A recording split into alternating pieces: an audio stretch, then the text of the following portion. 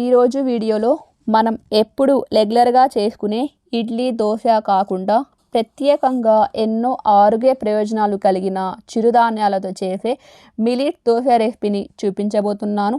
పిల్లల దగ్గర నుంచి పెద్దవాళ్ళ వరకు ఆరోగ్యపరంగా ఎంతో ఉపయోగపడే ఎన్నో పోషక విలువలు కలిగే రెసిపీ ఇది.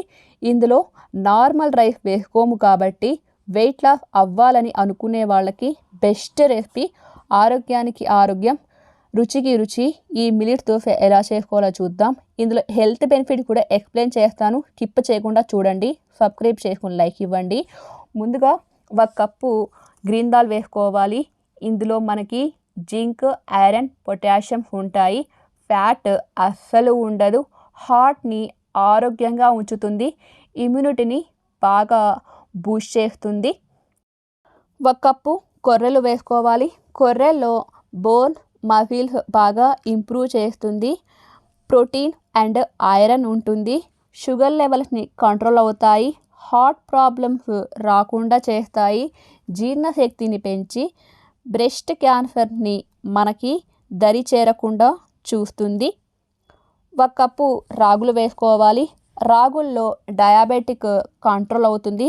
అలాగే ఫైబర్, విటమిన్ సి ఉంటుంది. పిల్లలకి మంచి ఎదుగుదలనిస్తుంది. రక్తంలో ఉండే గ్లూకోజ్ లెవెల్ని తగ్గిస్తాయి. ఎముకలు దృఢంగా అయ్యేలా చేస్తాయి. 1 కప్పు బ్రౌన్ రైస్ వేసుకోవాలి. బ్రౌన్ రైస్లో మనకి తినడం వల్ల వెయిట్ లాస్ అవుతారు. స్కిన్ అండ్ హార్ట్ హెల్తీగా ఉంటుంది. క్యాన్సర్ని రాకుండా చూస్తుంది. అలాగే మన బాడీలో ఉన్న బ్యాడ్ కొలెస్ట్రాల్ని బాగా కరిగిస్తుంది. ఇందులో ఫైబర్ ఎక్కువగా ఉంటుంది. 1 కప్పు మినుములు వేసుకోవాలి. మినుముల వల్ల చక్కెర స్థాయి అదుపులో ఉంటుంది. ఇన్సులిన్, గ్లూకోజ్ స్థాయిలను సమతుల్యం చేస్తుంది. మినుములు ఎముకలు బలంగా, దృఢంగా తయారవుతాయి. కావున ఎముకలు విరిగిన వారు, కీళ్ళవాతం, ఆర్థరైటిస్ సమస్యతో బాధపడుతున్న వారికి మినుములు చాలా చాలా మంచిది. 1 కప్పు పెసరపప్పు వేసుకోవాలి. పెసరపప్పు తినడం వల్ల హెయిర్ బాగా గ్రోత్ అవుతుంది. స్కిన్ ఆరోగ్యంగా ఉంచుతుంది. ఇందులో ఐరన్ అధికంగా ఉంటుంది. అలాగే ఒంట్లో వేడి ఎక్కువ ఉన్నప్పుడు పెసరపప్పు తినడం వల్ల చల్లబడుతుంది. అలాగే ఆరోగ్యానికి చాలా చాలా మంచిది. దీంతో పాటుగా కొద్దిగా రైస్ వేసుకోవాలి. రైస్ వేసుకోవడం వల్ల హోటల్ స్టైల్లో దోశలు మంచి దోరగా వస్తాయి. ఒకవేళ రైస్ లేకపోతే కొద్దిగా అటుకులు అయినా వేసుకోవచ్చు. ఇవన్నీ ఒక గిన్నెలో వేసుకొని శుభ్రంగా కడిగి 5-6 గంటల సేపు నానబెట్టుకోవాలి. ఇలా నానిన తర్వాత మిక్సీ జార్లో గ్రైండ్ చేసేటప్పుడు రైస్ వేసుకోవాలి. ముందుగానే వేసేయకూడదు.